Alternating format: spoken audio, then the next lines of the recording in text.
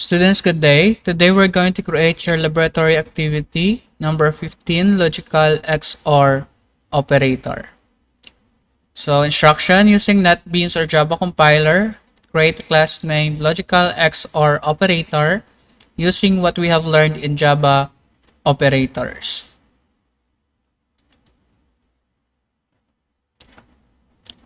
Use the following variables in the expected output below. So we are asked to use these variables for our program, and of course display the following result during runtime.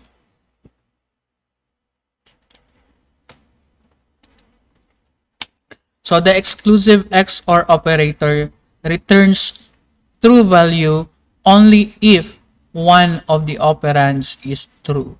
So it means that it will return only true value in the final result as long as only one of the operands are true.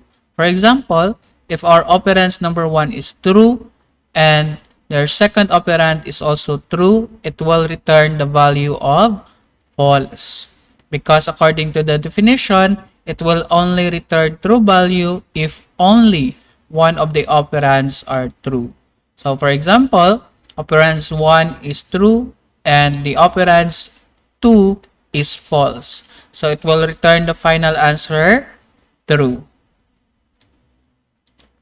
And of course, the symbol of operation for logical operator is our caret. So let's go to our NetBeans or any kind of Java compiler to create this program. So in our NetBeans, let's go to your file, new project, select Java with Maven and then Java application and click next. For our project name, we're going to use Logical XOR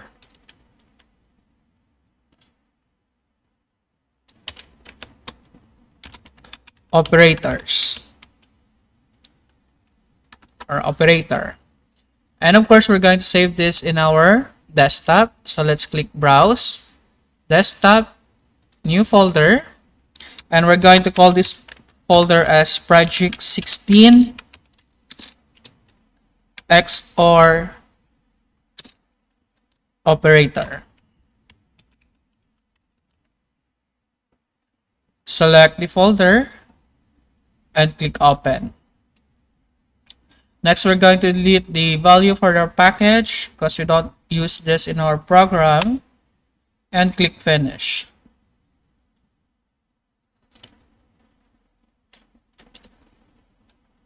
Now in our project navigation pane, expand the Logical XOR operator project and then click Source Packages. In our Source Packages, right-click and select New and select Class. For our class name, we're going to use Logical XOR operators and click Finish. Comment, and we're going to start with your PSVM and tab key in your keyboard to auto-generate public static void main. And next, we're going to declare the variables based on our problem. So let's start with your Boolean value number 1. Let's not give this an initial value, and Boolean value 2, and of course Boolean test.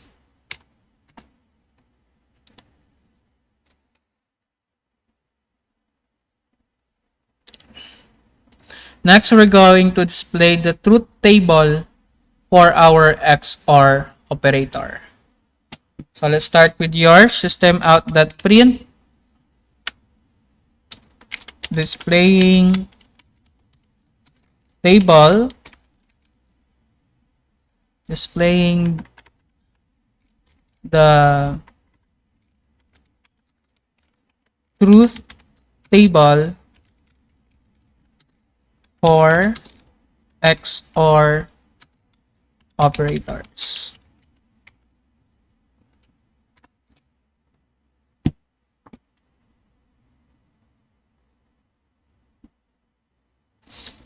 Next, we're going to start writing our code for our table.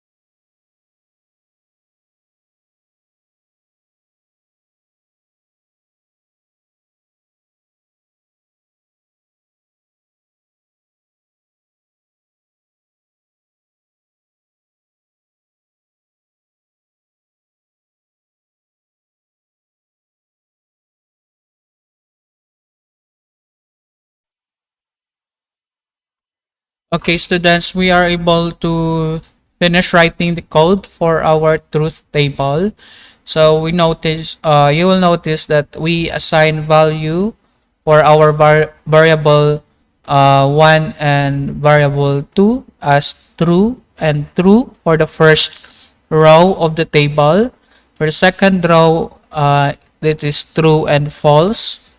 For the third row, that is false and true. And the fourth row is false and false. As well as remember that the symbol for exclusive OR operator is this symbol. So it is called caret. Now let's check our program at runtime. So let's go to your save button and run button.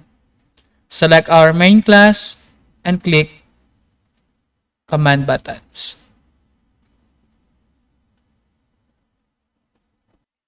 Okay, now we are able to successfully print the truth table for our XOR operator.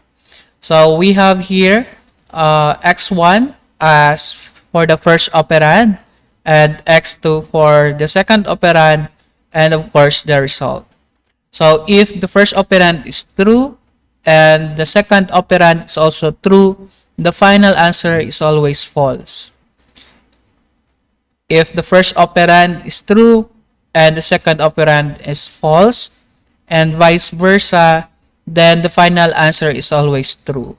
That is because the XOR operator return true value only if one of our operands is true. So if all of the operands is false, it will return false.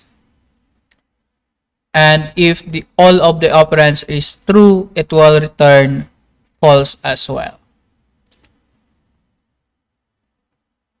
And that's it. It says build success. And that's it, student, for your laboratory activity, Logical XOR operator. Thank you for your time and see you again in our next project.